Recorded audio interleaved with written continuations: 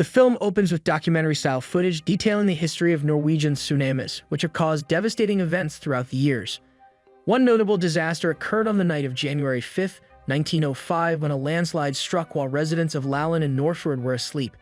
A significant portion of the mountain collapsed into the sea, resulting in the deaths of 63 people, and a massive 40-meter-high tsunami wiped out everything along the shore. Though many years have passed, the threat of another disaster still looms.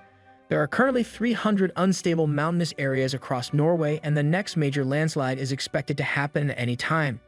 One of the most at-risk locations is Geiranger, where part of the mountain looms precariously over the fjord. Experts fear that the unstable section could collapse into the sea, triggering another tsunami. Despite ongoing monitoring for cracks in the mountain, there is no guarantee people will be warned in time. Geologist Christian Ord lives with his wife Idun and their 2 children, Julia and Sandra, in the small village of Geiranger.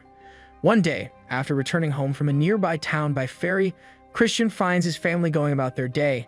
His daughter is cooking and Idun is fixing the sink, though she considers calling a plumber. However, Idun is handling the task well with a wrench.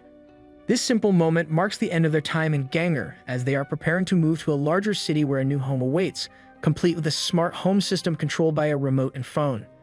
Christian feels a childlike excitement about the move, but his anxiety grows as it involves not just a change of scenery, but a career shift. He considers getting rid of his old shirts, though they are still in good condition. Christian will be working for an oil company, and he seeks change in every aspect of his life. Idun is supportive of his decision, believing the move will be beneficial for their relationship. On his last day at the seismological station, Christian is bid farewell by his colleagues, Jakob, Arvid, Margit, and Gorg, who laugh at his worries and wish the family well. Jakob, the manager, gives a speech praising Christian's hard work and attention to detail, though he admits Christian is sometimes overly meticulous. The friends toast to Christian's future success, and as he starts packing his things, he notices something troubling. The sensors show a sharp drop in groundwater levels in 2 areas of the mountain, though nothing else seems out of the ordinary. Despite the sirens signaling potential danger, Christian's colleagues reassure him that everything is fine and urge him to head home, where his family is preparing to leave. After a deep breath, Christian agrees, but he cannot shake the ominous feeling. As Idun reminds him about their impending move and career change, Christian agrees to push aside his work concerns. Meanwhile, Sandra expresses his hesitation about leaving as he sees the village as home and feels secure there. Family friends joke about the idea of their lifestyle changing, doubting that life in a big city will suit them, or that Christian in a tie will feel right. Idun mentions that she will need a few more days to finish her shifts at the local hotel, while Christian continues to feel uneasy about the mountain. After saying goodbye to their friends, Christian takes the children to the ferry, but suddenly turns back to the station to check the instruments one last time. Leaving the children in the car, he rushes inside to discuss his findings with his colleagues. He shows them documentation and suggests that the issue may not be with the sensors, but with the wires connecting them. Christian explains that mountains consist of layers and the boreholes drilled by seismologists pass through them. Groundwater doesn't just disappear. It finds new paths and forms new layers that could shift and damage the wires, preventing any early warning signs of a landslide. Realizing the potential danger of Christian's theory, Jakob sends him and Arvid to the mountain. They take a flight to the observation platform and descend into a crevice. Meanwhile, Sandra, tired of waiting for his father, calls his mother. Idun is shocked to learn that the children are still sitting in the car near the seismological station. At the same time, Christian and Arvid descend further into the mountain, quickly confirming that wires are broken in one area, signaling that a layer of rock has shifted. This discovery supports Christian's theory that a disaster could be imminent. He suspects that groundwater movement might destabilize the mountain, potentially causing a collapse that would trigger a devastating tsunami, wiping out the village. However, Arvid and the others hesitate to act, worried that raising alarm could ruin the newly started tourist season. The station manager calls for increased monitoring but dismisses Christian's concerns, arguing that broken wires alone aren't conclusive proof of danger. Frustrated, Christian leaves and realizes it's already evening. His children, growing weary of waiting, have gone to the hotel to be with Idun. He drives there where Idun, upset with him, demands an apology. After a tense conversation, Christian agrees to postpone their departure until the next day and spend the night at the hotel since their home is now empty with the furniture discarded. However, Julia asks to visit their house one last time to say goodbye. She and Christian leave while Sandra stays at the hotel. At the house, Christian grabs a mattress for Julia and a chair for himself from the dumpster, intending to spend the night there. While doing so, he discovers a box containing his old papers. Meanwhile, Jakob and Arvid, staying at the observation station to monitor the mountain, discuss Christian's behavior. They express doubts about how long someone as restless as him will last in the oil industry, speculating that his family will eventually return to their town. After all, the mountains have a way of keeping people attached. As darkness falls over the fjord, everyone heads to bed. Unable to sleep, Sandra grabs his skateboard and rides it through the hotel's basement corridors. At the station, the sensors are triggered again, prompting Margaret to call Jakob and Arvid with the new readings. The sensors indicate that the mountain is compressing in an unusual way, something that shouldn't be possible. The men decide to investigate the crevice further. Back at home, Christian can't sleep and sifts through the box of old seismic activity reports. He finds that during 2 previous landslides, the mountain's cracks didn't widen as expected, but instead compressed.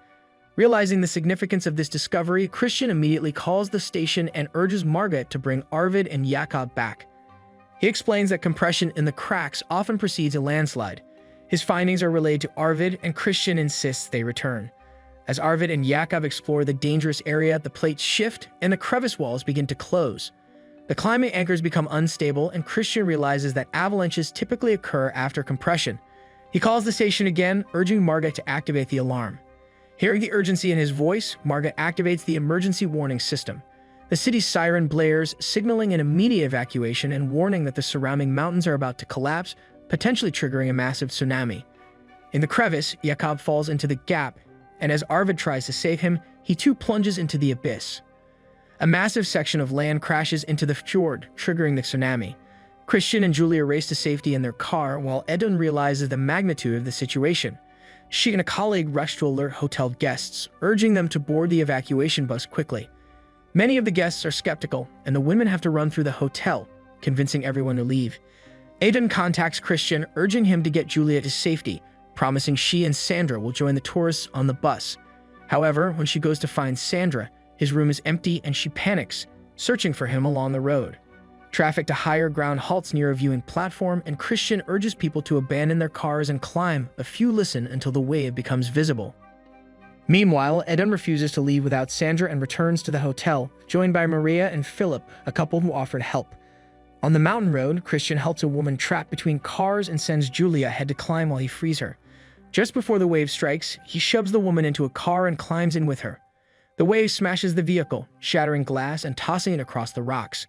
Christian is knocked unconscious from the impact. Back at the hotel, Edun and the couple find Sandra and begin running for the exit, but they are horrified when the massive wave crashes into the hotel. Maria freezes in fear, and Edun struggles to pull her back inside. The water demolishes the first floor, destroying everything in its path. Edun shouts for everyone to retreat to the basement, where they manage to lock themselves in a bomb shelter. However, Maria is swept away by the water, leaving Philip devastated. Christian regains consciousness in the overturned car and realizes that the woman he saved has died. The wave recedes, and at the station, Margaret detects a signal from Jakob, who somehow survived, but Arvid is gone. Margaret breaks down in tears, overwhelmed by the tragedy. Christian crawls out of the wrecked car and starts making his way up the damaged road, strewn with mangled vehicles. He eventually finds Julia among the survivors. Meanwhile, Edun checks the shelter, which is rapidly filling with water. Christian borrows a phone and contacts the viewing platform, learning that the bus from the hotel never arrived. No one knows what happened to the passengers. Christian decides to make his way to the hotel himself, urging Julia to stay with a trusted couple and promising to return with her mother. Back at the hotel, Edun tries to open a door behind which a massive amount of water is pressing. Realizing that opening it could doom them all, they close the door again and attempt to seal the gaps with their jackets. Edun reminds them that once the corridor fills with water, the pressure will equalize, allowing them to swim out without being swept away. Christian, making his way along the road, sees destroyed houses and scattered corpses. He comes across the wreckage of the hotel bus, where all passengers have perished. He climbs inside, examines the bodies, and is relieved to find that neither his wife nor his son is among them. He continues toward the hotel through the devastated town. In the basement, now almost completely flooded, the 3 survivors find an air pocket beneath a ventilation pipe. Edun urges Philip and Sandra to hold on and wait for the water to stabilize, but Philip panics and tries to save himself, drowning Sandra in the process. Edun manages to subdue Philip by holding him underwater, but when Sandra begins choking on water, she is forced to subdue him with her legs. Meanwhile, Christian finally reaches the hotel. He searches the rooms and finds some of his son's belongings, breaking down in tears. Overcome with despair and anger at the forces beyond his control, he starts striking a metal window frame with a stick. Hearing the noise, Idun and Sandra, in the basement, begin banging in response, but Christian doesn't hear them. Determined, Idun dives and retrieves a piece of metal to strike against the pipe casing. Realizing where the sound is coming from, Christian descends into the basement just as the water begins rapidly filling the last remaining air pocket. Idun dives underwater and Christian works to clear a debris-blocked door. Meeting his wife underwater, he swims towards Sandra. At this point, Sandra is nearly defeated, having lost all hope. Christian reminds him how much he is needed by his family and motivated. Sandra pulls himself together. They begin swimming towards safety. However, during their escape, Sandra panics and loses his sense of direction. Christian shares his last breath of air with his son, pushing him toward Idun. Realizing her husband has likely drowned, Idun dives after him, pulling Christian into the corridor and performing CPR. As Idun begins to lose hope, Sandra refuses to give up and continues the resuscitation efforts. Finally, Christian regains consciousness and the family embraces, overjoyed to have survived. Morning arrives and rescue teams reach the town. Julia, left in the care of family friends, anxiously watches every passing vehicle, desperately hoping to see her parents, but they are nowhere to be found. Suddenly, she spots her father, mother, and brother walking down the road. Overcome with emotion, she runs toward them, and around them, survivors begin to stir, haunted by the horrors of the previous night. Today, the crevices of Akrit are under constant observation, as experts are certain that a landslide will eventually occur, though no one knows when. Director Roar Yog's film is an impressive drama and thriller that compels viewers to reflect on the value of life and the fight to preserve it. Shot on a relatively modest budget, the film astonishes with spectacular special effects and a gripping storyline, serving as a sobering reminder of nature's power and the fragility of human existence.